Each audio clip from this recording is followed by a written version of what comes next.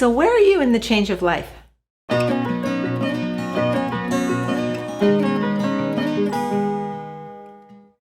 Do you have any idea how long it's going to be before you enter menopause, or when all of this is going to be over? Let's talk about the different phases of the change and how you can identify where you might be. First, there's the premenopause phase, and that's usually in your 30s, but it can be a little bit later for some women. If you're premenopausal, you're going to start to notice that your periods become a little bit irregular and your PMS is a little bit more exaggerated. And that's because your progesterone levels are starting to fall. Usually it's because you've been under stress. It's your adrenal glands that actually use progesterone to produce the stress hormone cortisol. And so the more stress you're under, the more likely you're going to start suffering through the change, and starting with the premenopause phase. Now, this is the perfect time for you to start thinking about what you're going to do in menopause and how you're going to prepare before things go awry.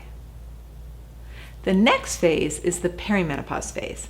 In perimenopause, your ovaries are definitely running out of eggs and you're not ovulating regularly at all.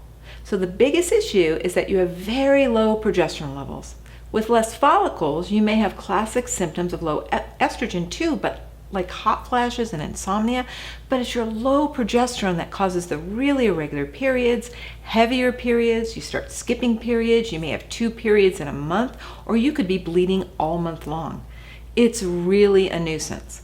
Plus your PMS is incredibly exaggerated with more mood swings, and you're having trouble sleeping and staying calm. That's what you can look forward to in the perimenopause period, which can last for about 5 to 15 years. Your falling hormone levels can be an issue for everything: your physical body, your emotional health, your mental health, and your relationships. So having a plan during the perimenopause phase is crucial for you getting through it and gracefully transitioning into menopause with the least amount of collateral damage. The next phase is menopause. Now, menopause actually means no more periods. You are officially menopausal when you haven't had a period for over a year. But most women, it's more like 2 years. Now, it's really interesting to me how a woman will skip a period for 12 months and on the 13th month have one. So the true indicator of menopause is your FSH, follicle stimulating hormone. If your follicle stimulating hormone is over 30 and stays over 30, and you've had no periods for well over a year, you are menopausal. Now, if you are under the age of 40 and your FSH is over 30 and you haven't had periods, that's called premature ovarian failure. Now, that's a different issue and needs to be addressed as soon as possible if you want to try to maintain any kind of hormonal balance. But menopause is no periods with an FSH over 30. Now, some women are super sensitive to their FSH rising. I was really able to tell when my FSH even rose 3 points from 24 to 27 because I was way more symptomatic. While there are over 40 symptoms associated with menopause, the 5 classic symptoms are hot flashes, insomnia, weight gain, low sex drive, and mood swings.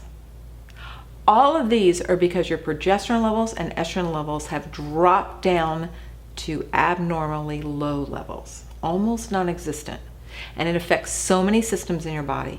Having a plan to help you decide how to handle these annoying and sometimes life-altering symptoms is key to thriving in menopause. Now, the last phase is postmenopause. In the postmenopause phase, you're not only estrogen and progesterone deficient, you're testosterone deficient. You've been without a period for well over 2 years, and this phase lasts for the rest of your life. This is why it is so important that you make a plan for the postmenopause phase, because this is the time when you're most likely to begin suffering from chronic illnesses like heart disease, diabetes, and osteoporosis that are going to limit your function as well as shorten your life. So if you're planning as early as premenopause, you're more likely to age a lot more gracefully. Yet it's not too late if you're already postmenopausal to develop a menopause action plan. A Menopause Action Plan will help you make the best decisions for yourself about treatment, like if hormone replacement therapy is even an option for you, if it's safe for you, and what supplementation that might actually help you get your hormones in a little bit better balance and help you age more gracefully.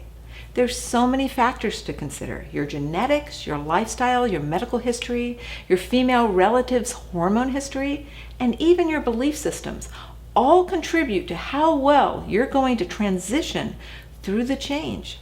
So let me ask you, where are you in the change? Are you premenopausal, perimenopausal, menopausal, or postmenopausal? Why don't you sign up for my free Menopause Action Plan guide and get prepared to thrive during the change?